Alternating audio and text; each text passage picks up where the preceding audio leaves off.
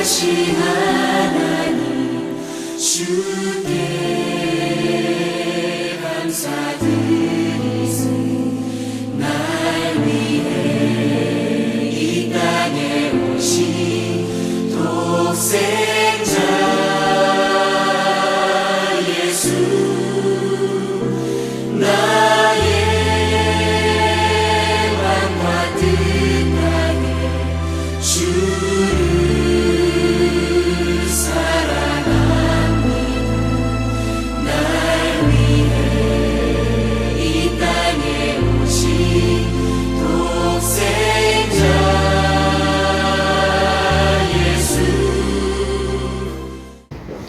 성도 여러분 안녕하십니까? 안녕하십니까? 행복한 안식일입니다. 네. 지난 일주일간 여수요양병원에 가서 하나님의 말씀을 아침 저녁으로 전하고 그곳에 계신 몸이 안 좋으신 분들, 어쩌면 생애의 끝자락에서 하나님만을 붙잡고 계시는 분들을 위하여 11번의 설교를 드리고 또 그들과 함께 기도하고 또 하나님의 선하신 치유의 손길이 그분들과 함께 할 수 있도록 기도할 수 있는 그런 귀한 시간을 하나님께 허락해 주셔서 일주일간 많이 기도하고 많이 말씀을 전하고 또 많이 그분들과 친할 수 있는 귀한 시간을 가졌습니다. 제가 말씀을 전하고 기도를 할 때 여러분들의 기도 소리가 들려왔습니다. 여러분들께서 열심히 우리 목사님 말씀 잘 전할 수 있도록 해주세요 하는 기도 소리가 막 귀에 들려서 힘이 나서 말씀을 잘 전하고 왔습니다. 사도행전 10강 과거로부터의 온전한 탈출이라고 하는 제목으로 말씀을 증거하도록 하겠습니다. 사도행전 4장 1절에서부터 10절에 있는 말씀입니다. 사도들이 백성에게 말할 때에 제사장들과 성전 맡은 자와 사두개인들이 이르러 백성을 가르침과 예수를 들어 죽은 자 가운데서 부활하는 도 전함을 싫어하여 저희를 잡음에 날이 이미 저문 고로 이튿날까지 가두었으나 말씀을 들은 사람 중에 믿는 자가 많으니 남자의 수가 약 5천이나 되었더라. 이튿날에 관원과 장로와 서기관들이 예루살렘에 모였는데 대제사장 안나스와 가야바와 요한과 알렉산더와 및 대제사장의 문중이 다 참여하여 사도들을 가운데 세우고 묻되 너희가 무슨 권세와 네 이름으로 이 일을 행하느냐? 이에 베드로가 성령이 충만하여 가로되 백성의 간원과 장로들아 만일 병인에게 행한 착한 일에 대하여 이 사람이 어떻게 구원을 얻었느냐고 오늘 우리에게 질문하면 너희와 모든 이스라엘 백성들은 알라. 너희가 십자가에 못 박고 하나님이 죽은 자 가운데서 살리신 나사렛 예수 그리스도의 이름으로 이 사람이 건강하게 되어 너희 앞에 섰느니라. 이 예수는 너희 건축자들의 버린 돌로서 진 모퉁이의 머릿돌이 되었느니라. 다른 이로서는 구원을 얻을 수 없나니 천하 인간의 구원을 얻을 만한 다른 이름을 우리에게 주신 일이 없음이니라 하였더라. 아멘. 사도 베드로가 성령 충만함을 옷 입고 예수 그리스도의 복음에 관하여 말씀을 전할 때에 많은 사람들이 감동을 받고 이제 예수 그리스도께 굴복하는 일들이 일어나게 되는데 우리가 잘 아는 이 유명한 성경 구절 사도행전 4장 12절 천하 인간의 구원을 얻을 만한 다른 이름을 우리에게 주신 일이 없음이니라 라고 하는 이 메시지도 베드로가 성령 충만함을 옷 입고 오순절 시대에 사람들에게 복음을 전할 때에 외쳐진 기별 가운데 하나입니다. 그래서 유대인 사회는 큰 충격을 받아버렸어요. 어떻게 베드로라고 하는 사람에게서 저런 폭포수와 같은 능력 있는 말씀이 쏟아져 나올 수가 있지? 라고 하는 퀘스천 마크를 사람들의 마음속에서 불러일으키게 하는 그런 설교 메시지였습니다. 그래서 유대인 사회에 큰 충격을 던져주는 사건들이 큼직하게 발생을 하게 되는데 첫째는 예수 그리스도의 부활이었어요. 어떻게 죽은 사람이 살아나는 일이 있지? 듣도 보도 못한 그런 충격적인 사건이 이 유대 사회에 일어났고 예수 그리스도와 또한 예수 그리스도와 함께 부활한 사람들과 또 예수 그리스도의 부활을 목격한 자들이 기하급수적으로 많은 사람들을 찾아가서 예수 그리스도께서 다시 살아나셨다라고 하는 기별을 전하기 시작한 거예요. 그러니까 많은 사람들이 이제 유대 사회에서 예수 그리스도가 살아났다는 사실을 믿기 시작한 것입니다. 그것은 유대 사회의 큰 충격이었어요. 죽은 사람이 다시 살아난다고 하는 것은 엄청난 충격이었던 것이죠. 그런 상황에서 그들이 오순절 성령의 충만함을 얻기 위하여 기도하였을 때 예수님의 약속이 무엇이었느냐 하면은 너희들은 약속하신 성령이 오실 때까지 기도하라. 성전에 모여 기도하라. 라는 메시지를 예수님께서 하셨고 제자들은 그 말씀을 곧대로 지켜서 그들이 오순절에 정말 성령이 임하도록 간절히 기도한 결과 정말 성령께서 한 사람 한 사람을 찾아가셔서 성령께서 일하시는 사람으로 바꾸어 갔습니다. 그 중에 하나가 베드로였고 베드로가 설교를 하자 많은 사람들이 1000명, 2000명, 3000명 요단 강가에 나와서 하나님께 회개하며 통곡하며 굴복하는 일들이 일어나고 그리고 여기 오늘 우리가 읽은 성경 본문에서는 남자만 5000명이 굴복하는 믿음의 역사가 일어난 사건들을 우리가 보게 된 것입니다. 그리고 근래에는 나면서 안진뱅이 된 자가 완전히 일어서서 회복되는 그런 기적과 같은 일이 일어나게 된 것입니다. 그러니까 유대인 사회의 첫 번째 충격, 두 번째 충격, 세 번째 충격, 네 번째 충격 예수님을 믿지 않을 수 없는 충격들이 유대인 공동체에 계속해서 충격적으로 와닿는 것입니다. 그래서 많은 사람들이 이제 교회로 몰려들기 시작하고 예수 그리스도께서 십자가에 달려 돌아가신 지 얼마 되지 않았지만 많은 사람들이 하나님께로 나아오는 일들이 펼쳐지기 시작했습니다. 저림교회 성경 주석 사도행전 4장 1절의 이 말씀을 주석으로 보면 십자가 사건 이후 불과 몇 주가 지났을 뿐이다.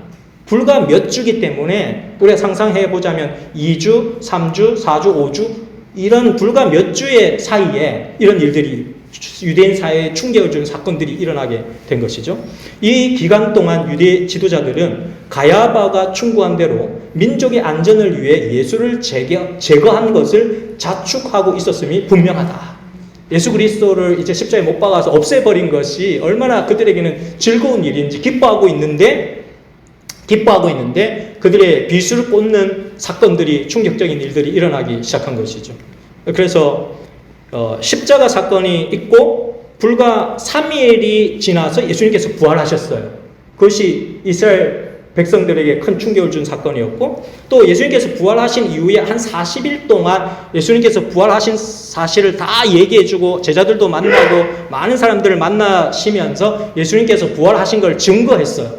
유대인 사회에서 많은 분들이 예수님께서 살아나셨다는 사실을 알게 됐어요. 40일 동안. 그리고 예수님께서 승천하셨습니다. 그리고 승천하신 이후에 오순절까지 10일이 걸렸어요.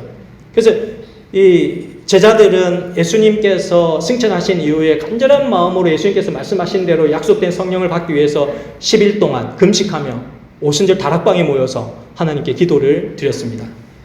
그리고 나서 이제 3,000명이 회심한 사건이 일어났고 또 14일 이내에 안진뱅이가 일어난 사건이 턱 터졌기 때문에 예수님을 인정하지 않고 예수님을 제거해버린 것을 좋아했던 사람들조차도 유대인 공동체에 마치 폭탄이 터진 것처럼 이게 어떤 일이야? 이게 도대체 무슨 일이지? 라고 생각할 만큼 그들의 마음속에 큰 충격을 가져다주고 예수 그리스도를 안 믿으면 안 될 수 없는 사건으로 그들이 빨려들기 시작한 것입니다. 이것이 바로 성령의 역사였다라고 사도행전 1장은 기록하고 있습니다. 5절 말씀해 보시면 이튿날에 관원과 장로와 서기관들이 예루살렘에 모였는데 대제사장 안나스와 가야바와 요한과 알렉산더와 대제사장의 문중이 다 참여하여 사도들을 가운데 세우고 묻되 너희가 무슨 권세와 네 이름으로 이 일을 행하였느냐. 이에 베드로가 성령이 충만하여 가로되 백성의 관원과 장로들아. 여기 보시면 간원과 장로와 서기관들 그리고 대제사장의 가문의 사람들이 다 모였다고 기록을 하고 있는데 왜 유대인의 지도자들이 다 베드로가 설교하는 자리에 다 모여들었을까요? 왜 그랬을까요, 여러분?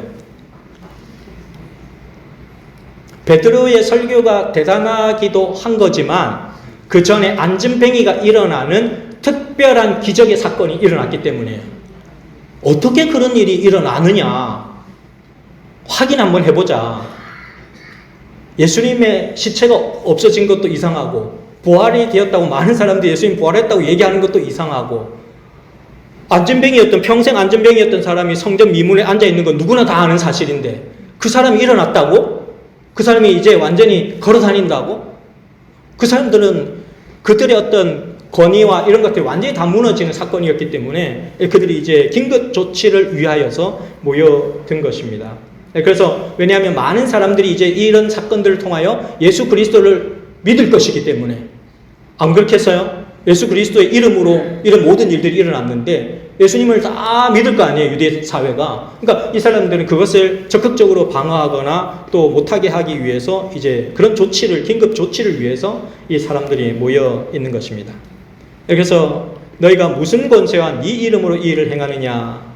니네가 누구 허락 받고 이런 택도 없는 일을 하느냐? 라고 그렇게 질문을 하는 것과 마찬가지입니다.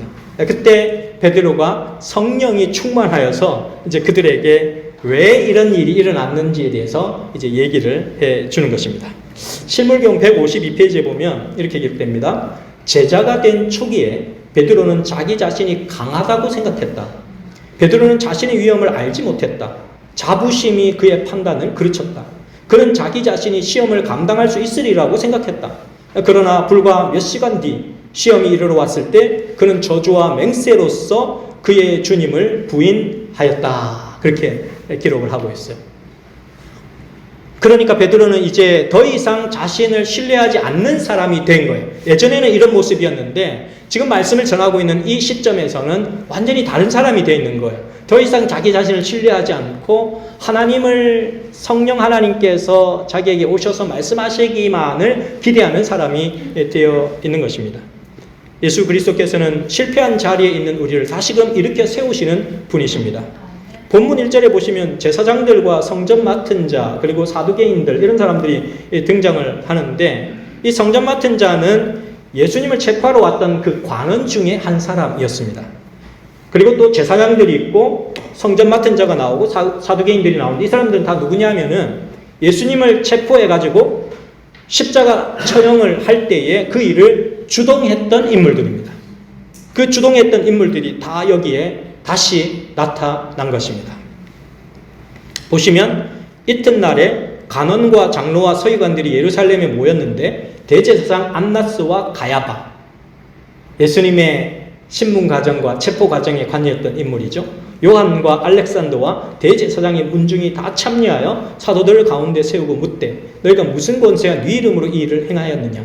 이에 베드로가 성령이 충만하여 가로되 백성의 간원과 장로들아, 이렇게 얘기를 하고 있는 것입니다. 예전에는 베드로가 이 사람들 앞에서, 대제사장 안나스와 가야바 앞에서 예수님을 공개적으로 저주하고 부인했던 사람이 누구예요? 베드로입니다. 그죠? 그러니까 이 사람들이 볼 때에는 베드로는 어떤 인물이에요? 완전히 기회주의자이고 완전히 못된 인물이고 예수 그리스도와 함께 했던 그 시간들을 다 잊어버리고 그 예수 그리스도를 가장 중요한 순간에 배신해버리는 아주 안 좋은 인간인 것입니다. 그런데 그 똑같은 환경에서 전에는 베드로가 완전히 예수 그리스도를 부인하고 예수 그리스도를 욕하는 단계에 있었던 그런 베드로의 모습이었지만 지금 베드로의 모습은 그때와는 완전히 달라진 베드로의 모습을 사도행전은 우리에게 보여주고 있는 것입니다. 자기 자신을 온전히 하나님께 맡기고 하나님께서 그에게 오셔서 말씀해 주시기를 기대하면서 그의 과거의 아픔과 실패의 기억으로부터 다시 회복할 수 있도록 기회를 주시는 하나님의 은혜를 우리는 여기서 볼 수 있는 것입니다. 베드로는 더 이상 예수님을 저주하거나 부인하는 그런 모습을 보이지 않습니다. 성경은 베드로가 성령이 충만하여 가로되라고 기록하고 있는 것입니다. 에베소서 2장 1절에 보시면 너희가 너희의 허물과 죄로 죽었던 너희를 살리셨도다 라고 말씀하시는데 예수님께서 베드로에게 이 같은 역사를 일으켜 주셨습니다. 이 베드로의 삶을 바꿔주셨던 하나님께서 오늘 우리의 삶도 이렇게 바꿔주시기를 갈망하십니다. 우리는 우리 스스로 구원의 상태를 유지할 수가 없습니다. 예수 그리스도의 은혜로 우리가 구원을 받았고 현재 상태도 우리가 스스로 이 구원의 상태를 유지할 수가 없어요. 예수 그리스도의 십자가의 보혈에 그분의 공로가 아니면 우리는 구원의 상태를 유지할 수 없는 연약한 사람들입니다. 우리의 옛 본성은 끊임없이 우리를 실패의 자리로, 과거의 고통의 자리로, 과거에 예수님을 등졌던 원수의 자리로 우리를 되돌려 놓습니다. 그러나 우리가 성령을 구하게 될 때 성령 하나님께서 오셔서 우리를 새롭게 그분의 형상으로 만들어 가시고 실패했던 그 자리에서 다시금 예수 그리스도를 증언할 수 있는 기회를 우리에게 허락해 주시는 것입니다. 맥스 루케이도는 이렇게 얘기했습니다. 하나님은 우리를 있는 그대로 사랑하십니다. 그러나 절대로 우리를 있는 그대로 내버려 두시지는 않습니다. 우리를 실패한 자리로 그대로 데리고 가서 그 자리에서 승리할 수 있도록 하나님께서는 우리를 보호하시고 인도하시고 우리에게 용기를 주시는 하나님이시라는 사실을 꼭 기억하게 되시기를 간절히 바랍니다. 작은 단계에서의 성공은 또 다른 단계에서 성공을 거둘 수 있도록 우리를 격려하는 그런 효과가 있습니다.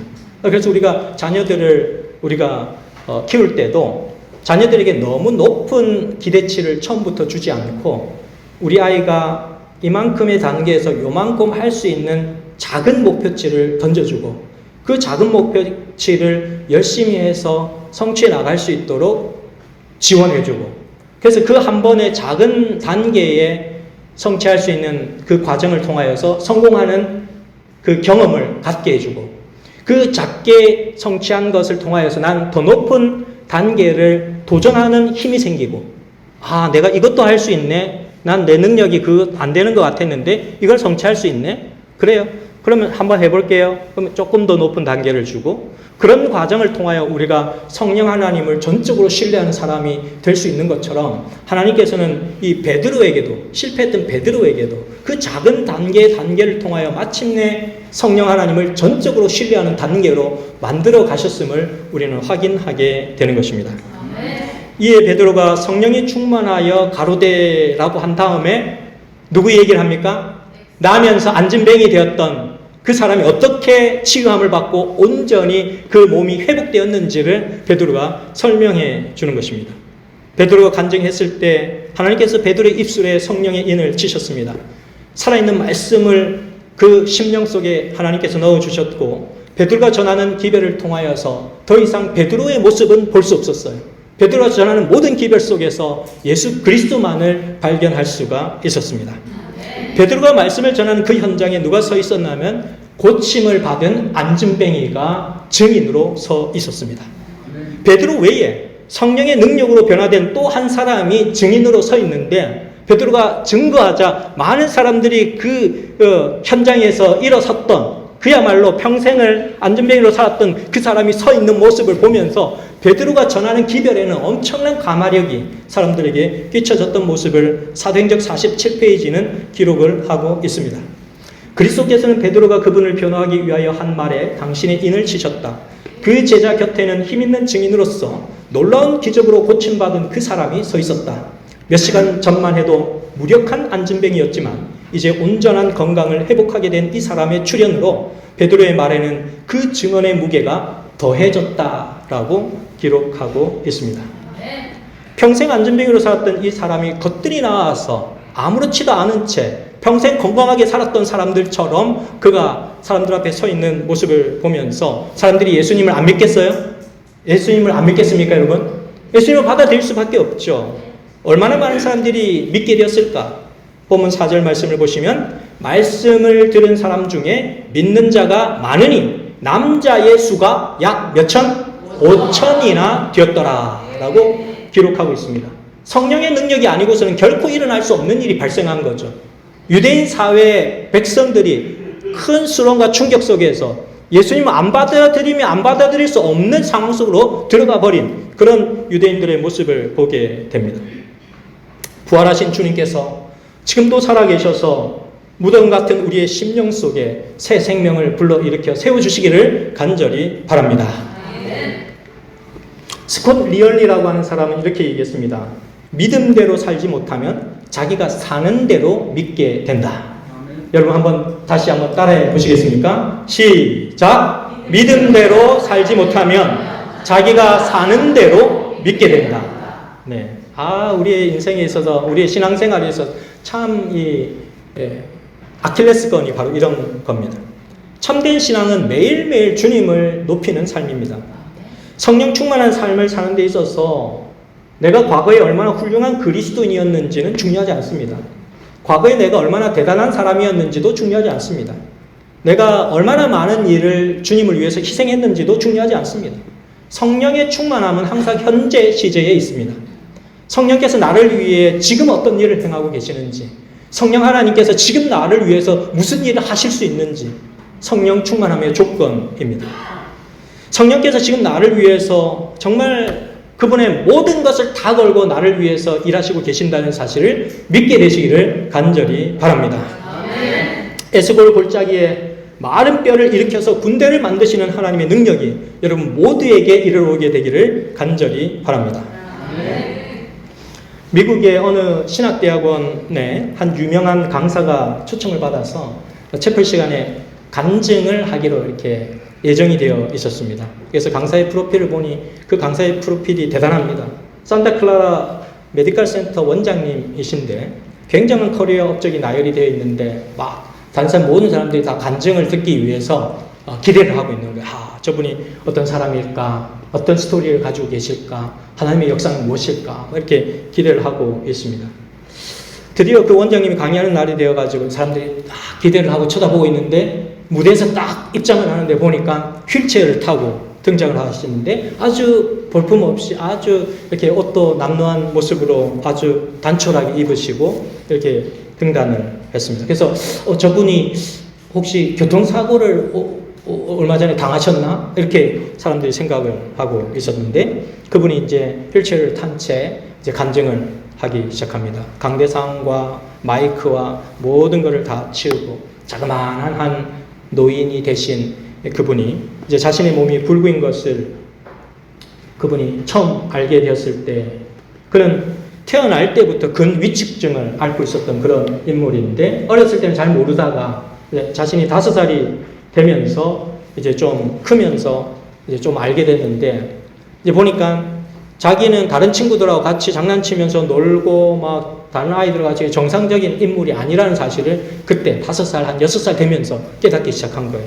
그래서 깊은 이제 좌절감이 빠져들었는데 더 충격적인 그 좌절감이 온 것은 16살이 되었을 때 그때는 이제 사춘기 시절이 되기 시작하는데 남학생이 여학생을 좋아하고 여학생이 남학생을 좋아하고 자기도 누군가 좋아하는 여학생이 생겼는데 어떤 여학생도 자기에게 관심을 두지 않는다는 사실을 깨닫게 되었을 때 깊은 좌절감이 그에게 찾아온 것이. 그래가지고 나는 이제 더 살아서 뭐하냐, 나에게 관심을 가져주다 주는 사람은 아무도 없는데 자살을 결심한 것입니다. 그런데 그 다음날 그가 교회를 가게 되었는데 목사님의 강단에서 들려오는 복음의 말씀의 메시지가 그의 생각을 완전히 뒤바꿔 놓은 것입니다. 예수님께서 죽음을 깨뜨리고 부활하셨는데 그 부활하신 주님께서 예수 그리스도께서 다시 이 세상에 오시는 그날에 믿음으로 잠든 자들을 일으키실 건데 부활 때에는 그 모든 사람들이 예전에 지금까지 그들이 살고 있었던 모든 육신의 몸과는 다른 몸으로 부활하게 된다는 사실을 그가 말씀을 듣고 깊은 감동을 받으면서 큰 용기와 희망을 갖게 되었다라고 하는 것입니다. 그러면서 그가 생각하기를 그 이전에는 예수님이 오시기 전 예수님이 그 사망을 깨뜨리고 부활하실 수 있다라고 하는 믿음을 갖기 전까지는 모든 것이 부정적이었고 모든 것이 염세주의적이었는데 현재의 내가 영원한 것이 아니구나. 정말 내가 예수 그리스도의 마지막 오시는 그 재림의 날에 구원받을 수 있다면 이 불멸의 몸이 다시금 새로운 몸을 입고 예수 그리스도와 영원히 살 수 있겠구나 라고 하는 그런 소망을 깨닫게 되면서 그의 가치는 완전히 달라졌고 자기 자신은 이제 여기서 세상을 끝내야 되겠다고 생각했던 그 모든 결심들이 이제 내려져 버리게 되었고 이제는 나와 같이 아프고 힘들고 고통당하는 사람을 위하여서 내 인생을 다 바쳐야 되겠다. 그런 결심을 하면서 열심히 공부를 해서 그가 의과대학에 진학을 하게 되고 마침내 의사가 되어서 이제 실제적으로 그런 이 산타밸리 이 메디컬 센터를 오픈을 해서 사람들에게 복음을 전하고 있다라고 하는 그런 간증을 하였다라고 합니다. 그는 더 이상 자신의 아픔과 고통 때문에 절망하지 않아요. 왜냐하면 그에게는 누가 왔어요? 예수님께서 오셨기 때문에 예수님께서 오심으로 그의 삶이 완전히 풍요로워져 가지고 더 이상 세상에 대해서 기대할 것이 아무것도 없어져 버린 그런 그의 모습을 확인하게 되는데 성령 하나님께서 그를 그렇게 변화시켜 주셨다라는 사실입니다. 우리가 오늘 본문 말씀을 통하여서 느낄 수 있는 세 번째 내용은 성령 하나님께서 우리에게 임하시게 되면 성령의 능력의 결과로 우리는 정말 두려워하지 않는 담대함을 갖게 된다라고 하는 메시지인데요. 여기 13절에 보시면 저희가 베드로와 요한이 기탄 없이 말함을 보고 그 본래 학문 없는 범인으로 알았다가 이상히 여기며 또 그 전에 예수와 함께 있던 줄도 알고 또 병나은 사람이 그들과 함께 섰는 것을 보고 힐난할 말이 없는지라 라고 얘기하고 있습니다. 베드로가 전하는 기별을 보고서는 기탄 없이 말하는 것을 보고서는 야 도대체 저게 어떤 일이냐 라고 그들이 말하고 있는 것입니다. 여기 기탄 없이라고 하는 말은 헬라어로 파르레시안이라고 하는 헬라어를 쓰게 되는데 이것은 담대하게 라는 뜻입니다. 용맹스럽게 담대하게. 베드로와 요한이 별로 배운 지식도 없는 사람이 다른 많은 청중들 앞에 서서 기탄 없이 말하는데 너무너무 용감하게 말씀을 잘하는 모습을 보면서 사람들이 놀랐다라고 성경은 기록하고 있습니다. 이런 사도들의 베드로와 요한의 그 담대함이 어디서부터 왔을까라고 하는 것입니다. 초기 문집 194페이지에는 이렇게 기록하고 있습니다. 백성들은 베드로와 요한의 담대함에 놀라 그들이 예수와 함께 있었던 것을 깨달았는데 그것은 그들이 고아하고 두려움 없는 태도가 전에 예수께서 그의 원수들 앞에 섰을 때의 태도와 똑같았기 때문이었다라고 기록하고 있습니다. 성령으로 변화된 그들의 모습을 보면서 그들은 정말 어떤 다른 영이 그에게 오셨구나라고 하는 것들을 생각하게 되는 것입니다. 베드로가 예수 그리스도와 완전히 연합되어 있는 모습을 우리는 여기서 확인해 볼 수 있게 됩니다. 18절에 그들을 불러 경계하여 도무지 예수의 이름으로 말하지도 말고 가르치지도 말라 하니 베드로와 요한이 대답하여 가로되 하나님 앞에서 너희 말 듣는 것이 하나님 말씀 듣는 것보다 옳은가 판단하라. 우리는 보고 들은 것을 말하지 아니할 수 없다. 이렇게 얘기하고 있습니다. 여기 보시면은 너희 말 듣는 것이 하나님 말씀 듣는 것보다 옳은가 판단하라. 이렇게 얘기하고 있습니다. 여기서 옳다라고 하는 것은 헬라어의 디카이온이라고 하는 단어를 쓰는데 이것은 의롭다라고 하는 뜻입니다. 우리가 옳고 그른 것을 따지는 게 이게 맞냐 틀리냐의 문제를 따지는 게 아니고 이것은 의로운 문제다라는 얘기를 하고 있는 것입니다. 내가 너희 말 듣고 안 듣고 하는 것이 이게 옳고 그르냐 맞냐 안 맞냐를 얘기하는 게 아니라 의로우냐 의롭지 않느냐를 결정하는 문제다. 그렇게 그가 얘기를 하고 있습니다. 가리뽑은 기별 1권 391페이지는 이렇게 얘기합니다. 우리들이 그리스도에게 이끌리게 되는 것은 그분의 권능과 공덕으로 말미암은 것이다. 통익케 하시는 은혜는 주님께로 말미암아 이르는 것이며 의롭다 하심 역시 주님께서 주시는 것이다 라고 기록하고 있습니다. 성령의 능력이 임한 결과 이 베드로의 삶에 나타난 것 세 번째는 사명의식입니다. 우리는 보고 들은 것을 말하지 아니할 수 없다라고 베드로가 얘기하고 있는데 그게 바로 사명입니다. 18세기의 보헤미아는 현재 체코라는 나라 아시죠? 이 체코라는 나라는 예전에 보헤미아라고 하는 나라로 불려졌습니다. 거기에 모라비안 형제단이라고 하는 경건주의 신앙을 하는 신앙 공동체가 있었는데 이들은 14세기에 보헤미아의 종교개혁을 이끌었던 얀 후스라고 하는 그런 종교개혁자들의 후예들이었어요. 그의 사상과 그의 믿음을 노선을 따라가는 사람들이었습니다. 이 사람들이 이제 얀 후스와 왈덴스인들은 여러분들 잘 아실 거예요. 이 얀 후스와 왈덴스인의 영향을 받아가지고 이 사람들이 신앙을 아주 성서적으로 성경적으로 신앙을 하는 그런 사람들이었는데 이들은 어떤 신앙 기조를 가지고 있었느냐면 전통적인 가톨릭의 가르침을 배격하고 성경 말씀 그대로를 믿고자 하는 성경 중심의 복음주의자들이었습니다. 이들은 진젠도르프 백작과 제침례파 교도들 그리고 존 웨슬리와도 서로 영향을 주고받는 그런 관계에 있었던 사람들이었습니다.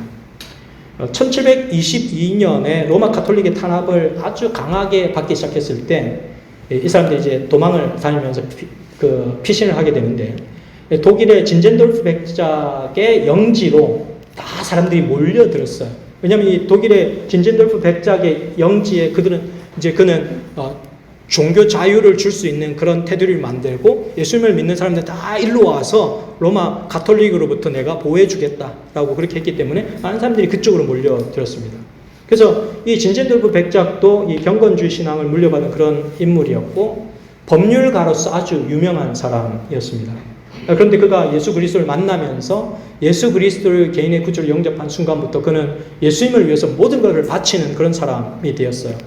그가 뭐라고 얘기를 했냐면 나에게는 단 하나의 열정만 있는데 그 열정은 예수 그리스도이다. 이렇게 얘기를 했습니다. 독일의 경건주의와 이 모라비안 경건주의가 서로 잘 안 맞아서 이제 약간 다른 색채들이 있었지만 그들은 함께 성령 하나님을 구하는 그런 초대교회의 성령 운동이 벌어지는 그런 모습이 이곳에 관찰되는데 그들은 연합을 위해서 기도했고 성령께서 임하시도록 간절히 기도했고 24시간 우리의 기도가 끊이지 않게 하자고 24시간 릴레이 기도를 하면서 그들은 하나님께 자기 자신들을 맡겼습니다. 그리고 하루 3번씩 소그룹 활동을 통하여서 깊은 말씀의 묵상 시간을 가지고 그 말씀을 나누는 그러한 교제의 시간을 가졌습니다. 여기 한국 기독일보 2020년 5월 8일자에 보게 되면 그들이 어떤 믿음을 소유하고 있었는지 우리에게 보여주는데 1727년 7월 16일, 7월 20일, 8월 5일 기도 중에 성령께서 점점 더 강하게 임하심으로 점점 뜨겁게 눈물의 기도와 회개의 역사들이 나타나기 시작했고 8월 10일에는 감당할 수 없는 능력에 압도되어 밤늦게까지 기도하고 찬송하며 눈물로 간구했다. 8월 13일에는 온 회중이 성찬식을 행했는데 성령님의 강력한 임재가 온 회중에게 임함으로 온 성도들이 이전에 없었던 큰 눈물의 회개와 찬송으로 하나님께 영광을 돌렸고 모두에게 큰 기쁨과 행복이 임했다. 그들은 수많은 사람들에게 그날의 감격을 나누었고 진젠돌프는 그날을 헤른후트의 오순절이라고 불렀다라고 기록하고 있습니다. 그래서 여기서 감동을 받은 많은 무리들이 100년 동안 해외 선교를 아주 활발하게 진행을 하게 됩니다.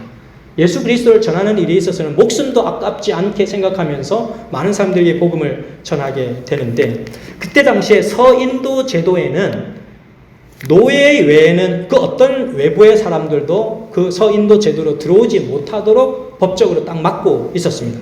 그래서 그들이 복음을 전하기 위해서 심지어는 그들이 노예로 변장을 해가지고 노예가 되어서 그 서인도 제도로 들어가가지고 예수 그리스도의 복음을 전하면서 때로는 노예로 일했기 때문에 지쳐서 얻어맞아서 또 고문을 당하다가 죽기도 하는 그런 상황을 당하면서 그리스도의 복음을 전했던 그런 모습을 우리에게 보여줍니다.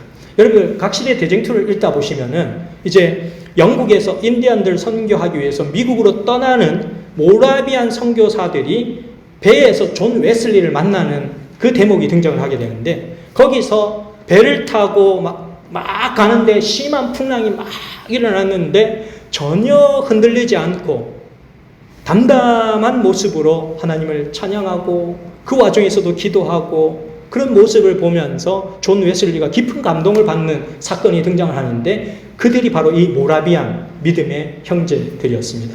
존 웨슬리가 깊은 감명을 받고 감리교회까지조차 이들의 근본주의 신앙, 성경 그대로의 신앙이 이제 전념되는 모습들을 우리가 확인해 볼 수가 있습니다.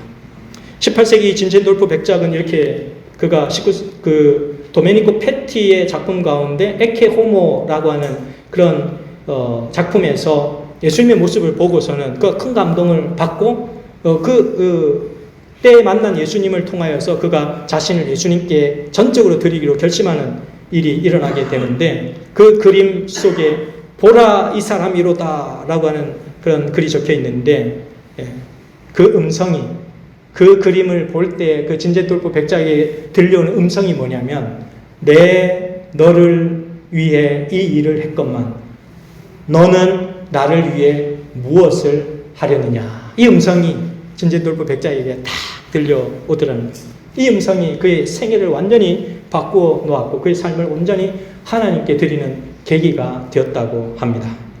여러분들의 생애에 정말 예수 그리스도께서 어떤 것을 주셨는지를 기억하시면서 이제 여러분들은 그분을 위하여 무엇을 할지를 생각해 볼 수 있는 그런 저녁이 되었으면 참 좋겠습니다.